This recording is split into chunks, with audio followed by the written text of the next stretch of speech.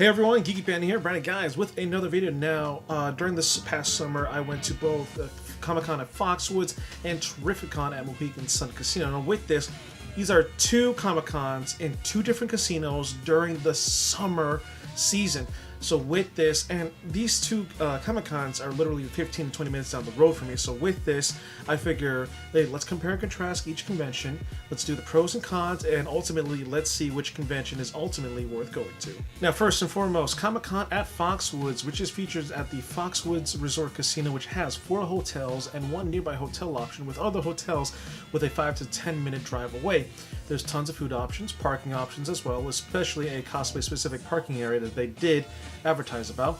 It is a 7-year running con, which do note that the last location that this con was featured in was actually in the Hartford Convention Center, which offered a bigger venue in a bigger area. So this year in 2017 was the first year that it was featured at the Foxwoods Resort Casino, and it was only a 2-day convention, though 2018 is confirmed with no specific date announced, but all we know is that it's definitely going to be 3 days and it's going to be bigger. TerrifiCon is featured at Mohegan Sun Casino with 2 hotels at the casino with nearby hotel options that are nice and easy. There's also food options, parking options, and cosplay-specific parking areas, which they do highlight on their electric parking billboards.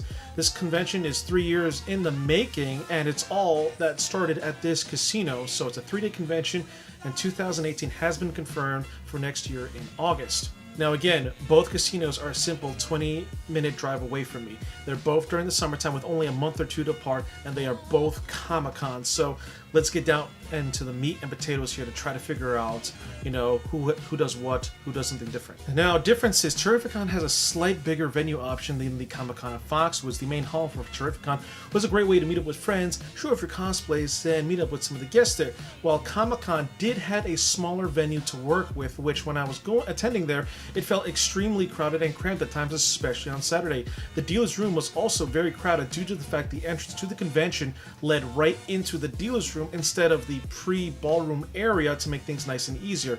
If the convention grows, then the space at this convention area will hurt them the most because they would have to cap the size of it. Now, both locations are centralized though, but the thing to note is that TerrifiCon 2018 will be held in the newest expo center that Mohegan Sun Casino is building right now. So with this expo center coming, it means a bigger convention option and tons of more space. As far as ticket prices go, TerrifiCon does your standard single-day passes to weekend, and also including weekend deluxe, VIP, military discounts, after party, and kids 10 and under going for free. While Comic-Con does tickets at the door as well, but also they have pre-reg options, but the prices are a little bit different. Their weekend passes are cheaper than the TerrifiCon's weekend passes, but the single-day passes, TerrifiCon is more cheaper.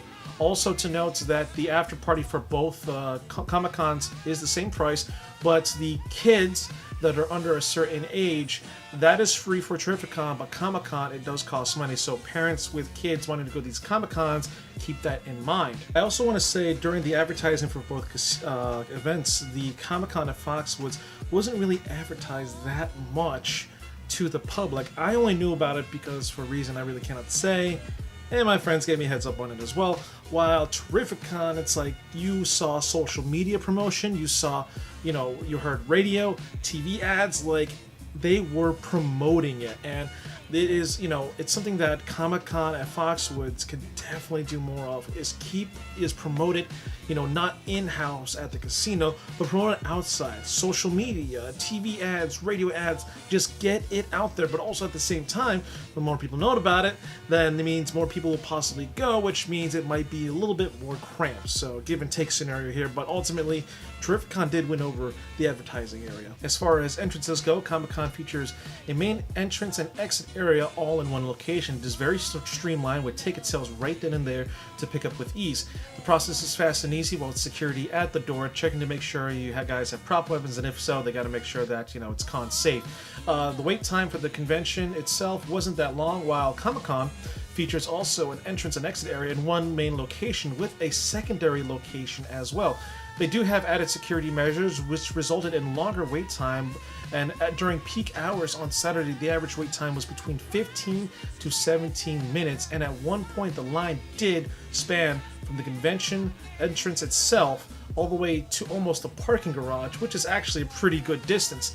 Ticket sales were nearby, but not right there, and the entrance to the convention was at the dealer's room. And again, I haven't stressed this enough, that it caused the dealer's room to be very crowded. I'm sure the dealers were happy that a lot of people were coming in checking out their products, but at the same time, it was extremely crowded to move around in there trying to get through to the pre-ballroom area, or if you're just wanting to buy something, you gotta wave through the crowds.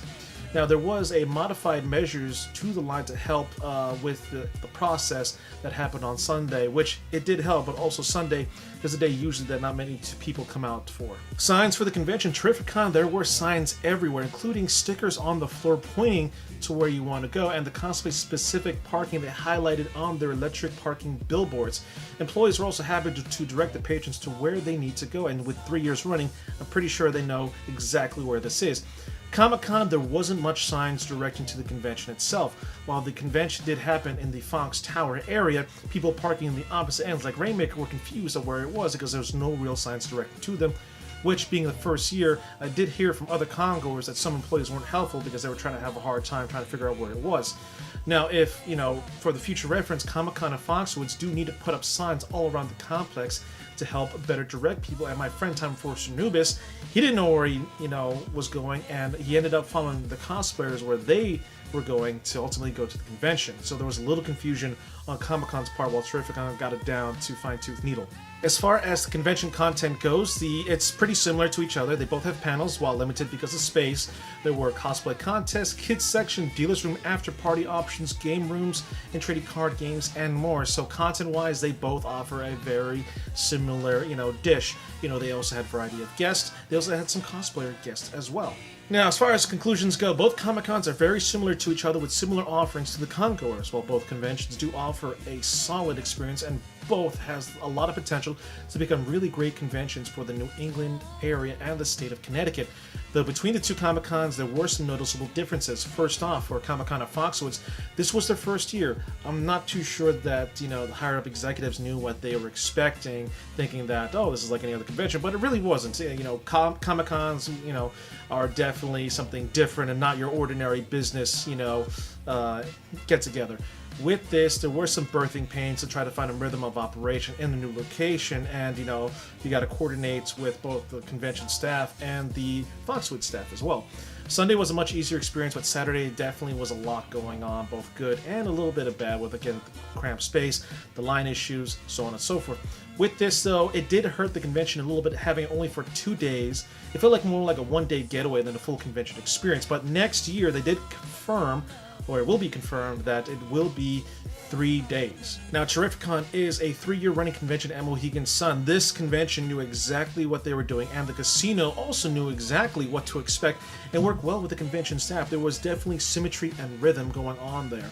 So with this, I have to give you guys thumbs up and gold stars for that.